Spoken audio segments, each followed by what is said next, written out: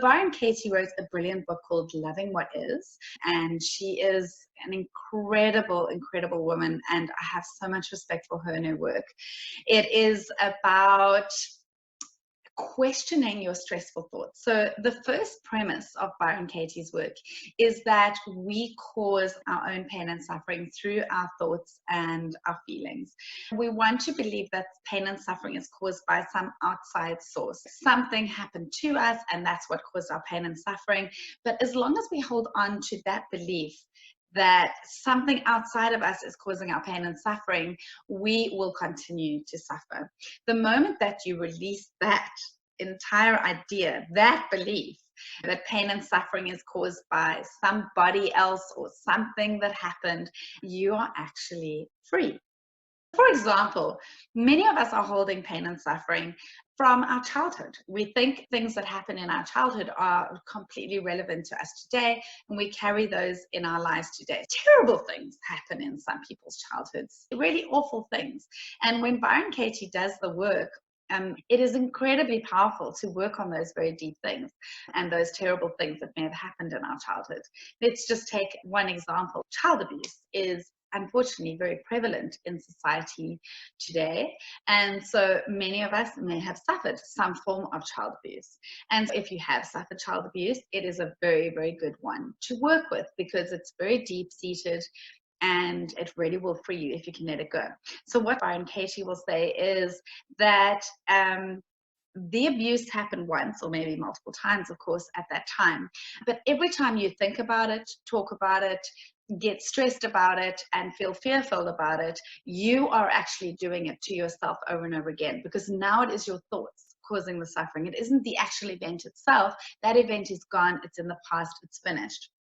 And as she says, the reality is it happened and you cannot change reality. What you can change is how you perceive reality and how you can change your thoughts. And that's what her work is about, changing your thoughts about something so that you can free yourself from it. That is Byron Katie's technique. It's called The Work, and I'll quickly take you through how Byron Katie does this. She starts with a judge your neighbor worksheet. So you say, he shouldn't have abused me. There's a whole list of ways you can write down exactly how you felt about that event. So the judge your neighbor worksheet's a lot longer than that, but you're going to get it to one little kernel, a sentence that is the main one. He should not have abused me, or she should not have abused me. And then you start to do the actual work. So the work is to now start questioning these stressful thoughts. So you would take he or she shouldn't have abused me, and you'll go, is it true? That's the first question.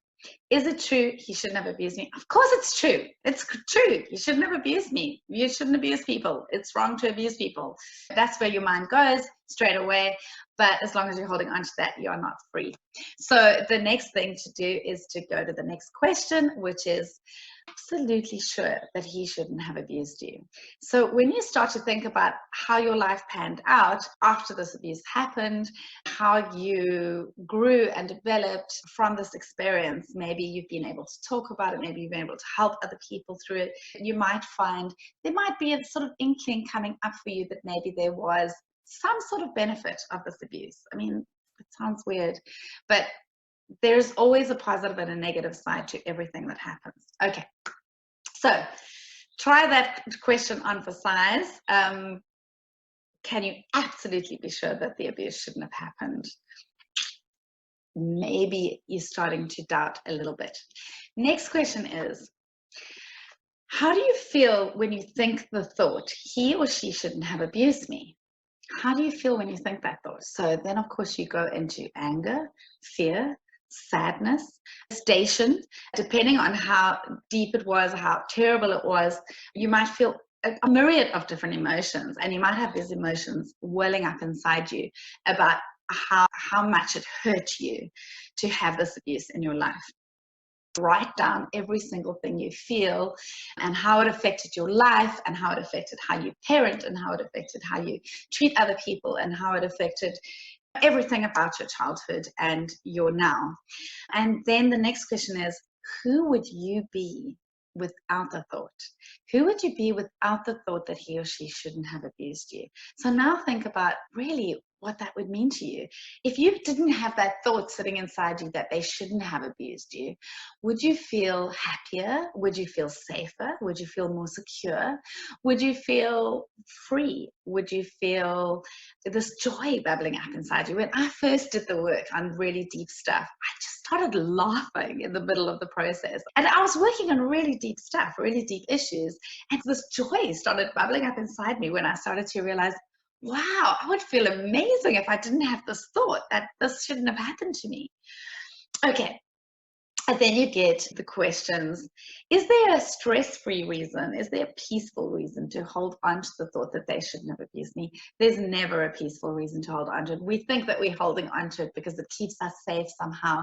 We think that we're holding on to it because it keeps our children safe somehow.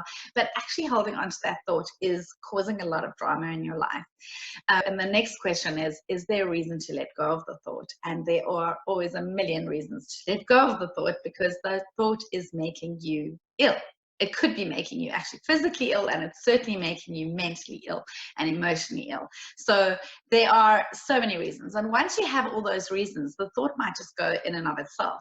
And sometimes you also need to get to the next step, which is the turnarounds. The turnarounds are, he should have abused me. He or she should have abused me.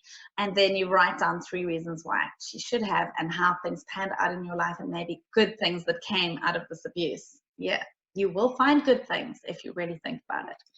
Secondly, I shouldn't have abused me. I shouldn't have continued this abuse over and over and over again. All these years later, I shouldn't still be carrying on abusing myself.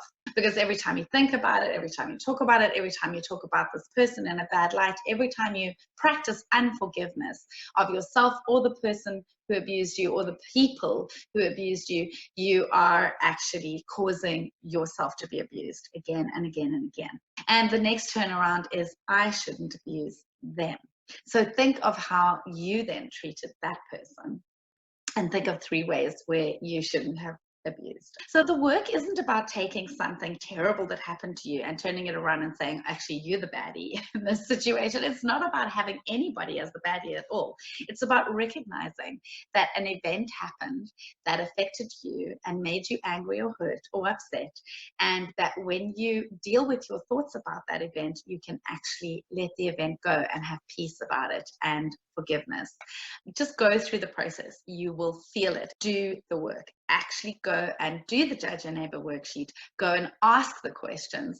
Byron Katie is amazing, and that tool of doing the work has been something that has changed my mindset so much. And what happens once you've done a lot of the work is it just comes almost naturally to you. You just start thinking those questions in your head and letting go of things that are holding you